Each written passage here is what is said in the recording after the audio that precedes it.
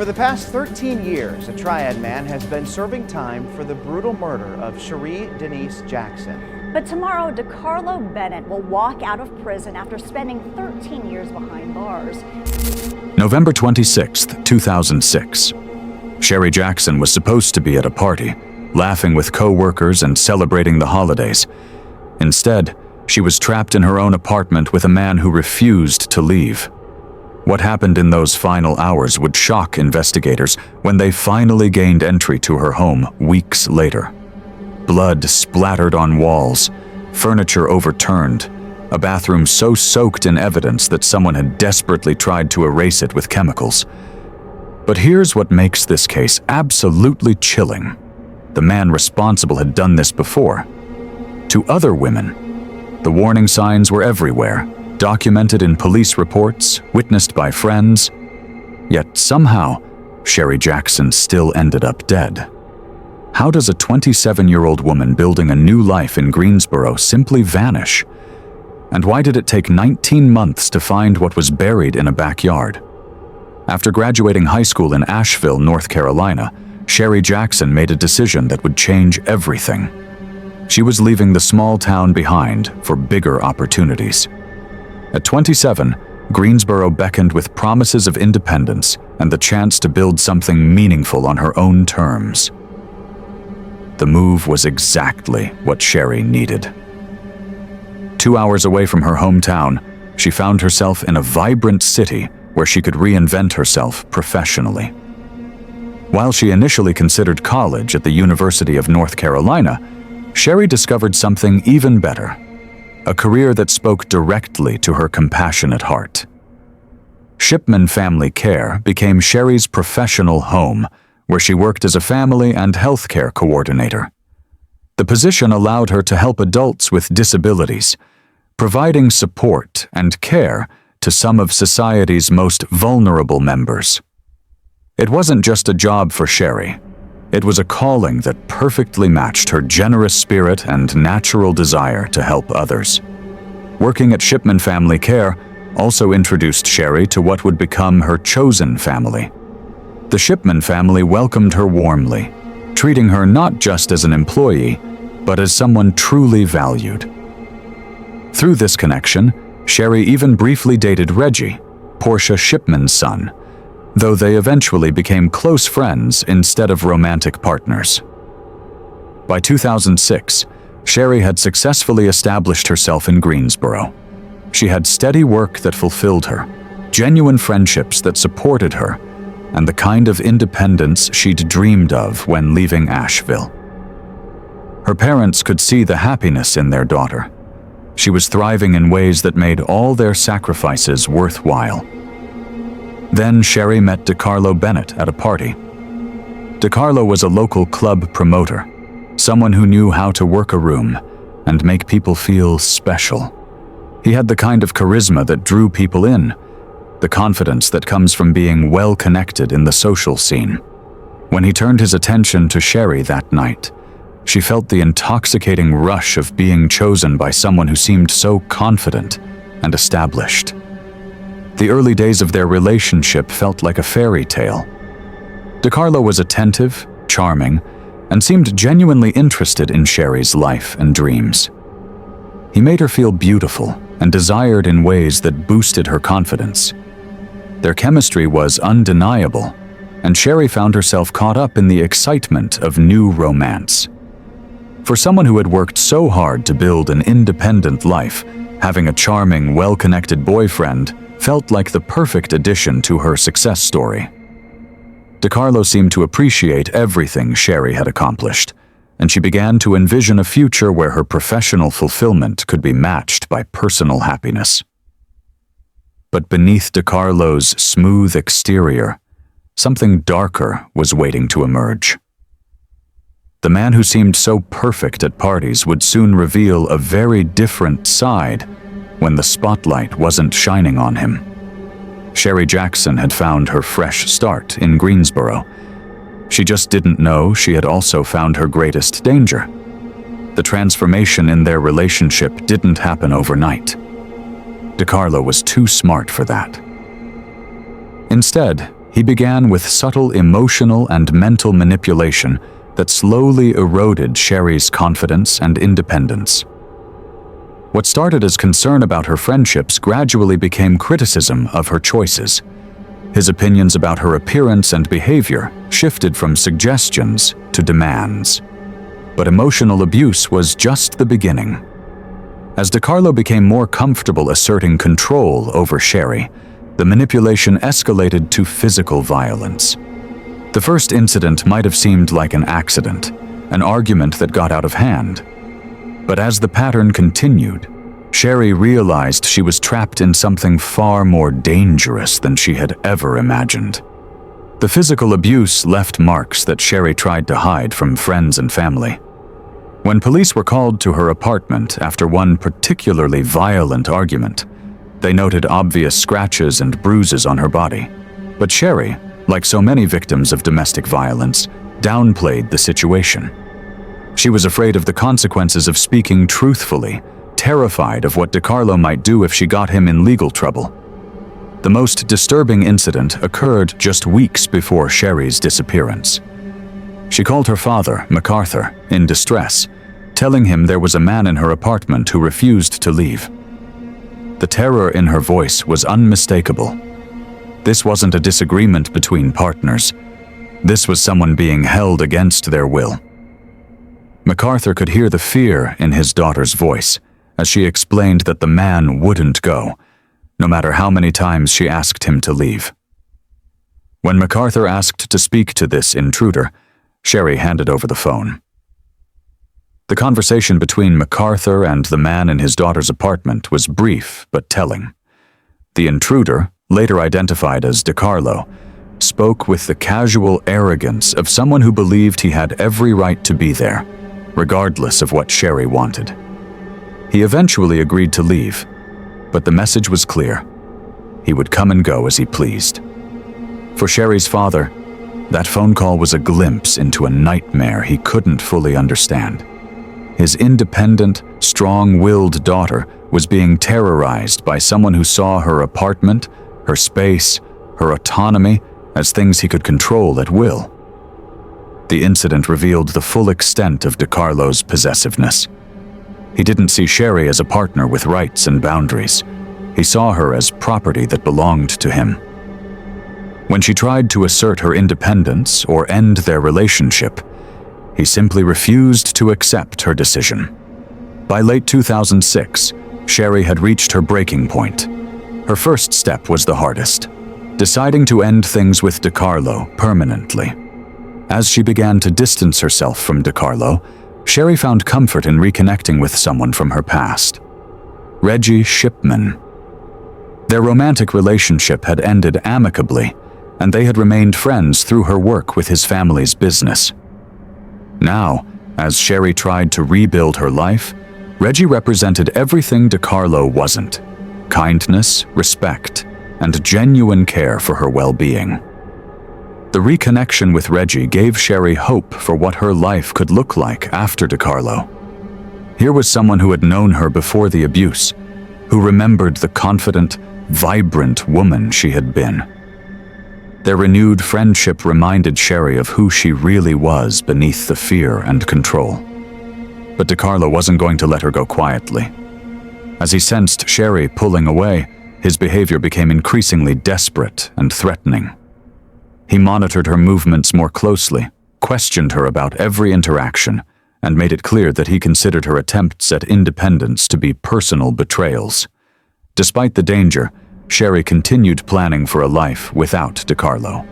She confided in trusted friends about her situation and maintained hope that she could successfully break free from his control. Her plans included not just ending the relationship, but rebuilding the connections and independence that DeCarlo had systematically destroyed. November 26, 2006, started like any other Monday for Sherry's co-workers at Shipman Family Care. The holiday party that evening was the kind of gathering Sherry lived for, a chance to celebrate with the people who had become her chosen family in Greensboro. Everyone expected to see her walk through the door with her infectious smile and enthusiasm for festivities. As the evening progressed and colleagues began arriving at the party venue, there was an empty space where Sherri should have been. At first, no one was overly concerned.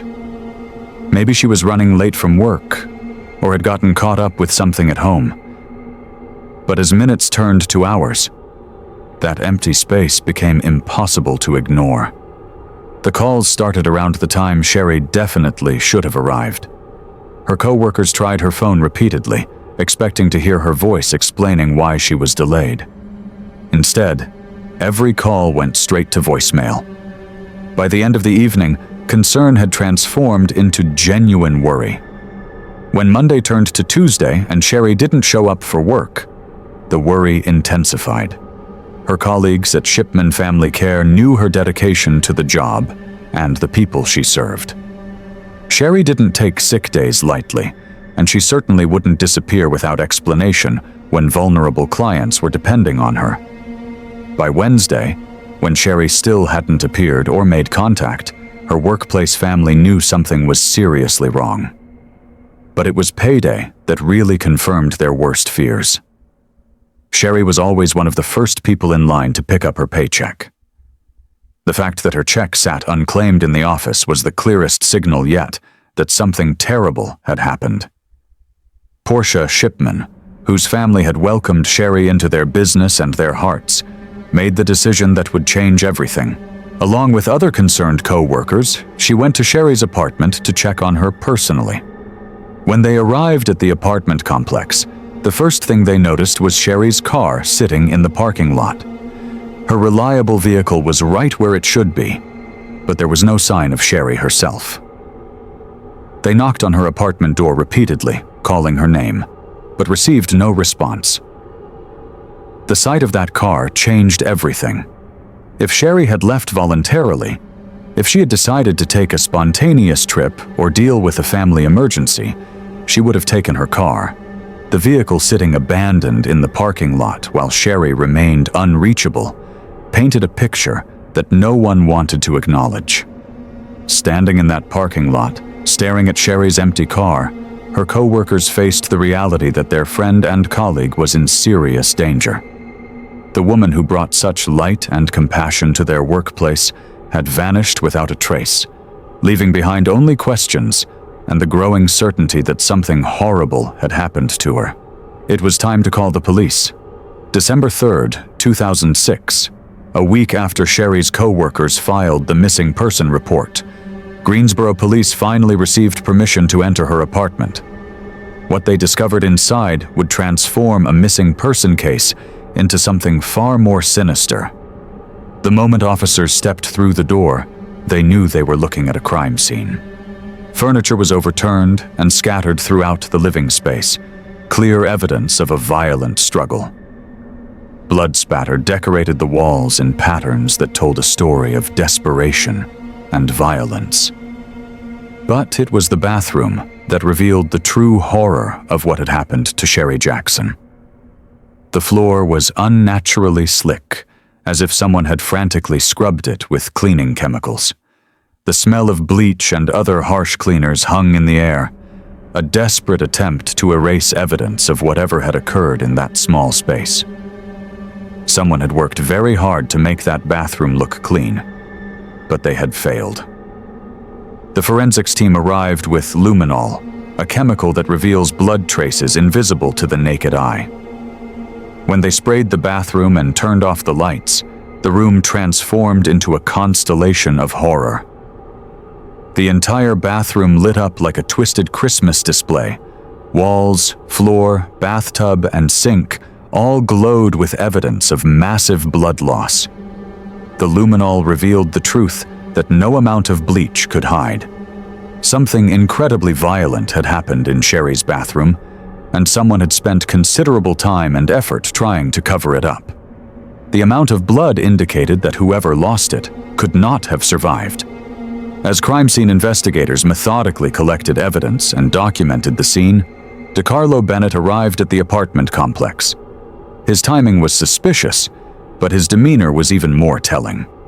He appeared panicked and upset, playing the role of the concerned boyfriend worried about his missing girlfriend. DiCarlo immediately approached the officers, eager to provide information about Sherry's disappearance.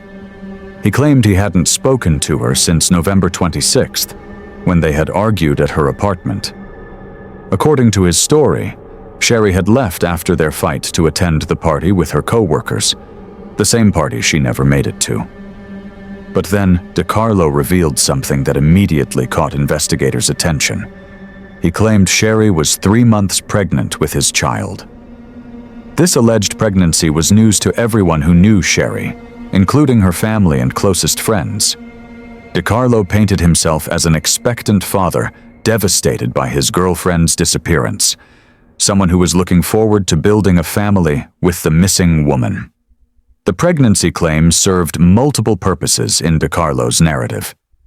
It explained why he might be so emotionally invested in finding Sherry, provided a motive for why someone else might want to harm her, and positioned him as a victim rather than a suspect. He spoke about his excitement over becoming a father and his hopes for their future together.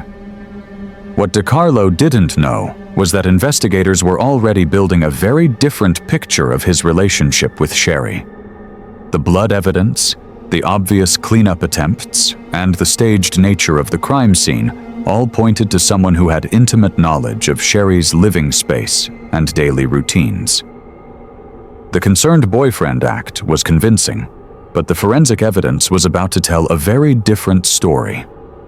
During questioning, DiCarlo painted himself as the reasonable boyfriend who had simply expressed concern about his girlfriend's choice of clothing.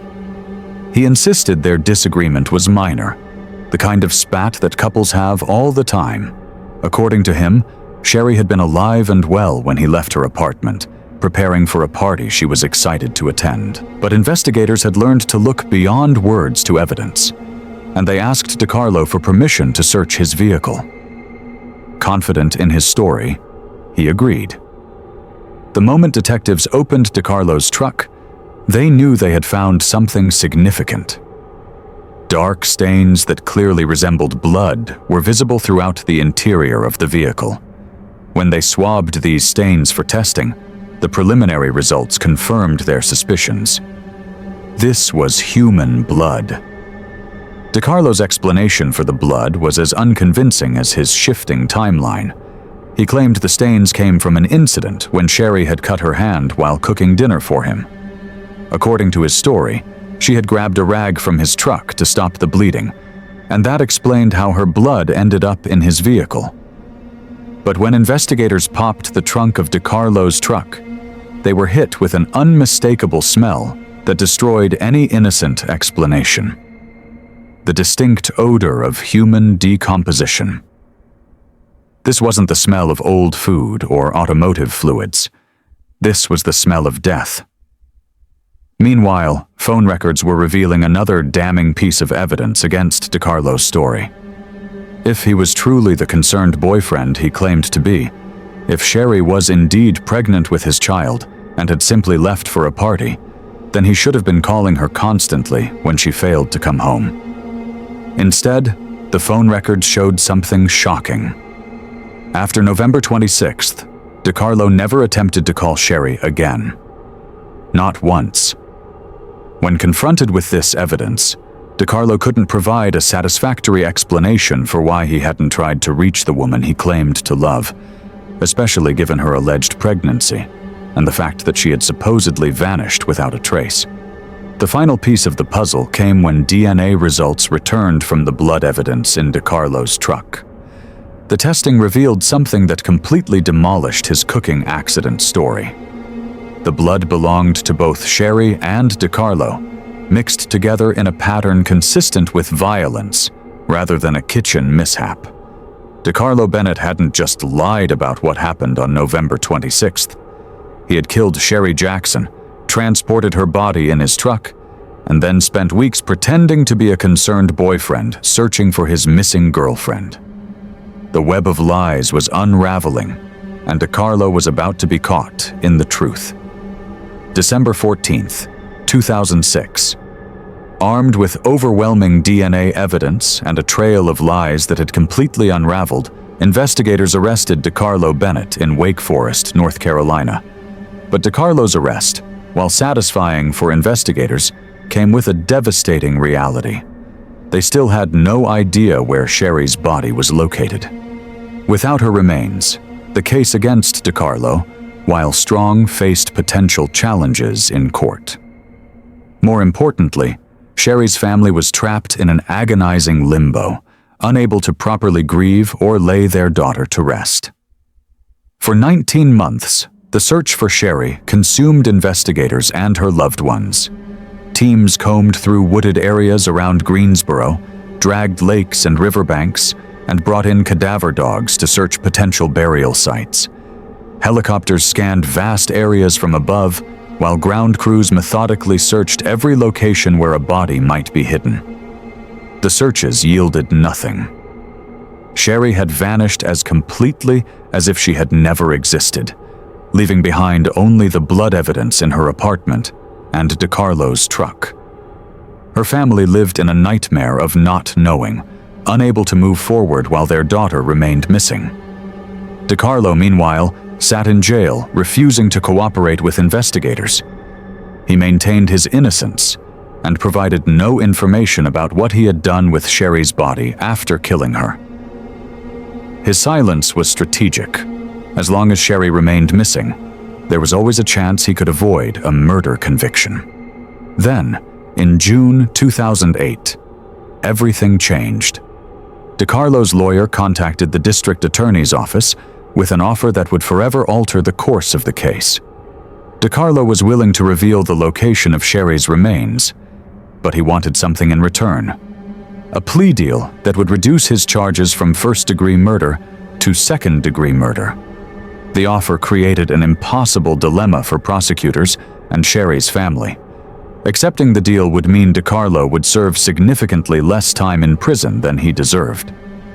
But rejecting it might mean Sherri would never be found, never be properly buried, never allow her family the closure they desperately needed. After agonizing deliberation, the decision was made to accept DiCarlo's devil's bargain. The need to bring Sherri home outweighed the desire for maximum punishment. Her parents, who had endured nearly 2 years of not knowing where their daughter was, agreed to the plea deal. DiCarlo drew a map of his mother's former backyard at 2305 Pine Meadows Court in Durham, North Carolina. On June 26, 2008, excavation teams arrived at the Gramercy Park location, now owned by people who had no idea they had purchased a property containing a grave. After 13 hours of careful digging, the teams found nothing. DiCarlo's map appeared to be another lie. Another manipulation designed to torture Sherri's family with false hope. Investigators feared they had been deceived once again. But when DiCarlo was brought to the scene to personally direct the search, the truth finally emerged. After about an hour and a half of his guidance, the excavation team made the discovery everyone had been praying for. Sherri's skeletal remains, buried in a shallow grave in the backyard, where DiCarlo's mother had once lived. The autopsy revealed the brutal truth about Sherri's final moments. She had been beaten in the face before being strangled to death. The woman who had tried so hard to escape DiCarlo's control had died violently at his hands, then been buried like garbage in a backyard grave. After 19 months of searching, Sherri Jackson was finally coming home. Her family could at last lay her to rest. But the price of that closure was watching her killer receive a sentence that felt woefully inadequate for the crime he had committed. The devil's bargain had been struck, and everyone involved would have to live with its consequences. Under the terms of the plea bargain, DiCarlo Bennett was sentenced to 13 to 16 years for second-degree murder, for taking a vibrant 27-year-old woman's life, for burying her in a backyard like discarded trash, for putting her family through nearly 2 years of agonizing uncertainty. DiCarlo would serve barely over a decade in prison. The sentence felt like a slap in the face to everyone who had loved Sherri. 13 years for a life that could have spanned decades. 13 years for silencing a voice that had brought comfort to disabled and elderly patients. 13 years for destroying a family and leaving a community in mourning. On January 23, 2021, Carlo Bennett walked out of prison a free man at age 42. He had served approximately 12 years and 4 months of his sentence. But tomorrow, Carlo Bennett will walk out of prison after spending 13 years behind bars. WFMY News 2's Alma McCarty talked to the victim's mother about her daughter's killer becoming a free man. That passed in what felt like the blink of an eye for those who would never see Sherry again. At 42, Carlo still had decades of life ahead of him, opportunities that Sherry would never have. The injustice of his release wasn't lost on those who had fought for Sherry's memory. "He will live his life. My daughter is gone forever," said Portia Shipman, whose words captured the permanent nature of what Carlo had stolen from the world. But Portia refused to let Sherry's death be meaningless. In 2008, she founded the Sherri Denise Jackson Foundation for the Prevention of Domestic Violence, a nonprofit dedicated to protecting other women from suffering Sherry's fate. The foundation's work includes education, awareness campaigns, and support for domestic violence survivors. A billboard in Greensboro bears a stark message: "Domestic violence kills." It serves as both a memorial to Sherry and a warning to others who might be trapped in dangerous relationships. "Sherry's name is here. Her organization is here to stay," Portia declared, ensuring that Sherry's legacy would outlast her killer's prison sentence. The foundation's work has taken on even greater urgency, knowing that Carlo is now free to potentially harm other women. His history of violence against multiple women, combined with his demonstrated capacity for murder, makes his release a sobering reminder that the justice system often fails to protect society from dangerous predators. Sherry's story was featured in a 2019 episode of Buried in the Backyard, bringing national attention to her case and the broader issue of domestic violence. The exposure helped educate viewers about recognizing red flags in relationships and the importance of supporting victims before it's too late. While Carlo Bennett serves no more time for his crime, Sherry's family serves a life sentence of grief and loss. While he builds a new life as a free man, they visit a cemetery plot where their daughter rests far too young. Her legacy lives on through the foundation working to save other women, but the bitter truth remains. Justice was denied, and a killer walks free while his victim rests in eternal silence.